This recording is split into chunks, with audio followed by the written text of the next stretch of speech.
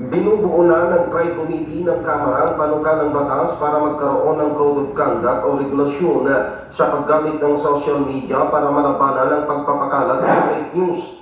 Sinabi ni House Deputy Majority Leader La Union Representative Paulo Ortega, nagiging salot na ang ginagawa ng mga trolls at vloggers dahil wala silang accountability at sa halip ay personal na interes ang kanilang isinusulong na kapalit ng pera mula sa kanilang kliyente. Talagang sa mga vlogs niya may mga fact-checking siya na ginagawa.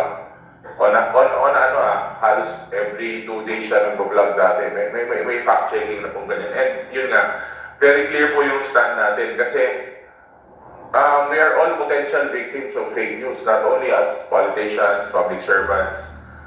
On the side of sa katotohanan, kailangan po mas maging mapanuri po tayo sa mga nakikita natin online. Nandun naman po karamihan ng fake news eh. Kasi sa ground, hindi fake news ang tawag doon, chismis. So, maraming forms po ang fake news.